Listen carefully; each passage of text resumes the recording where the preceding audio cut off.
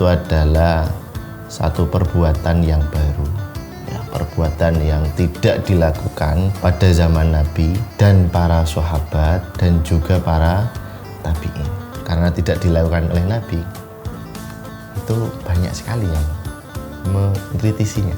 Salah satunya siapa? Di sini disebutkan oleh mu'alif, wa qala inna rajula idza tafala bil maulid min aini malihi li ahlihi wa ashabihi wa iyalihi la yatajawazu fi dzalika al ijtima'u ala akli ta'ami wa la yaktarifuna syai'an minal athami kana hadzal ihtifalu bid'atan makruhatan wa syanna'atan mazmumatan. Mata saya sakit baca redaksi ini. Apakah hukumnya terlarang? Nah, kita baca dulu ya, santai, tengah-tengah ya. Assalamualaikum warahmatullahi wabarakatuh. Alhamdulillah wassalatu wassalamu ala rasulillah wa ala alihi wa man tabi'ahum bi ihsanin ila yaumil qiyamah wa ba'du. Bersyukur pada Allah pada kesempatan yang berbahagia kali ini kita bisa bertemu kembali pada hisah atau pelajaran kitab Husnul Tafahum dalam bab yang kedua, yaitu bab praktek dari teori At-Tarku, ya. Teori yang menjelaskan bahwa sesuatu yang ditinggalkan Nabi itu tidak serta-merta dikatakan sebagai satu hal yang haram dan tidak boleh kita lakukan. Ada banyak hal dalam hal ini oleh Syekh Ghumari memberikan contoh, yaitu dengan 7 masalah. 7 masalah. Mungkin saja ya saya kepikiran, saya Ghumari ini ada Jawa-Jawanya sedikit. Soalnya contohnya kok 7. Nek bahasa Jawa itu kan pitu itu adalah pitulung, pituduh, pitutur. Nah, kayaknya itu beliau tahu rahasia angka 7. Ya, tapi ya Allahu alam ya.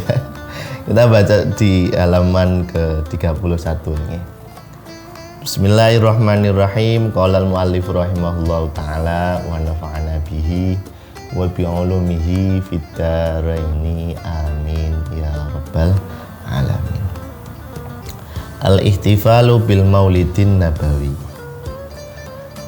La khilafa bainal ulama'i fi annal ihtifala bi yaumil maulidin nabi amalun muhdas. Lam yu'had fi asrin nabi wala fi asri ashabihi awit tabi'ina lahum bi ihsanin. Tidak diragukan, semua ulama sepakat bahwa perayaan Maulid Nabi itu adalah satu perbuatan yang baru, ya, perbuatan yang tidak dilakukan pada zaman Nabi dan para sahabat dan juga para tabi'in. Nggak ada itu sampean nanti kalau udah masuk surga, nah, tanyaan sama Rasulullah, tanyain sama sejarah, kira-kira dulu zamannya Kanjeng Nabi itu ada maulid apa enggak? Jawabannya mesti nggak ada, belum ada perayaan maulid itu. Nah, qala Sakhawi, Imam Sakhawi berkata, inna amalal maulidi hadasa fi ba'dal quruni salasa.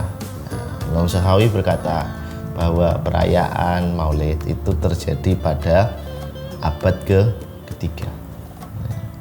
Oh, Imam Sakhawi. Saya ingat teman saya. Astagfirullah. Kok banyak guyone, maaf ya. Lanjut lagi ya. Wa awwalu man ahdatsahu bil Qahirah Al-Mu'iz lidinillah Al-Fatimi sana Salasumiyah wasnaini wasitin, ya. Jadi orang yang pertama kali mengadakan perayaan Maulid adalah Sultan Al-Mu'iz lidinillah dari dinasti Fatimiyah. Di mana? Di Kairo, ya, Kairo. Jadi ini tahun 362 Hijriah.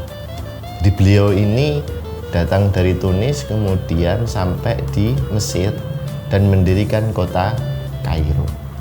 Ya, Al-Qahirah, yang menang artinya. Loh, Kang Fakih, bukannya ini ya Syamsud Daulah ya, Malik Muzaffar ya? Nanti kita bahas lebih lanjutnya.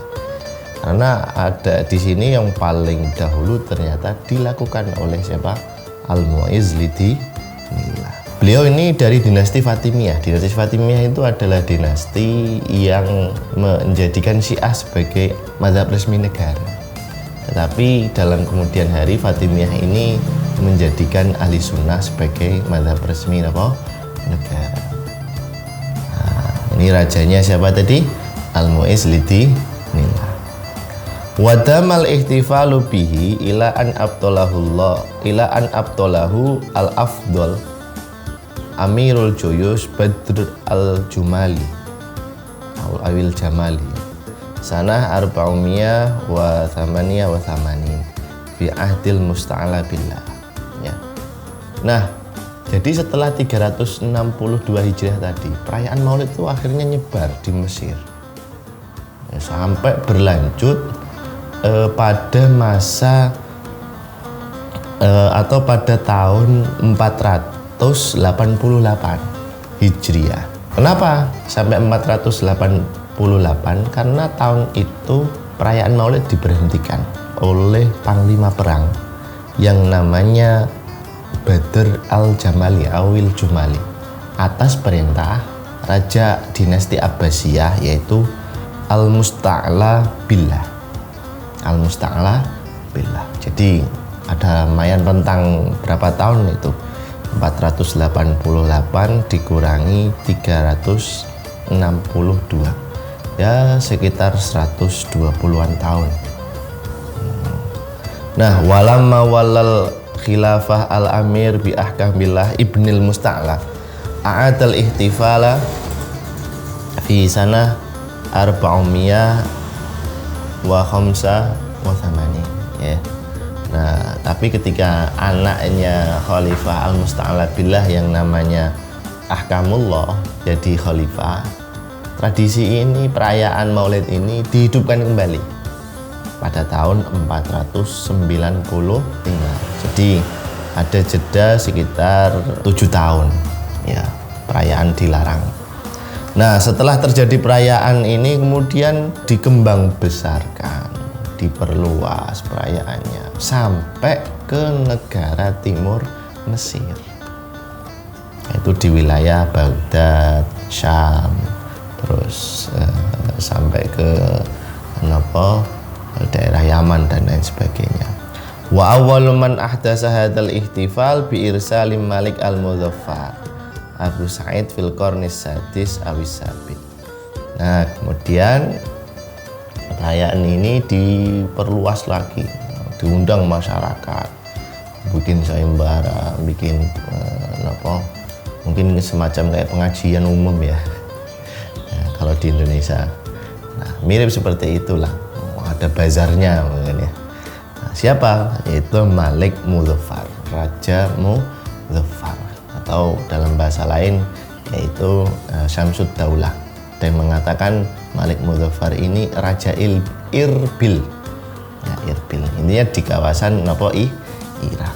Wa allafa lahu al-Hafidh Abul Khitab Umar bin Hasan al-Ma'ruf bibni Dihyah al-Kalbi sanah situmiyah wa arba'in ya. Nah, kemudian dalam perayaan itu, sayembara itu, Ibnu Dihyah al-Kalbi memenangkan dan mengarang satu kitab ya, dihadiahkan pada Malik Muzaffar yang berjudul apa? Kitaban samahu At-Tanwir fi Maulidil Basyirin Nadhir.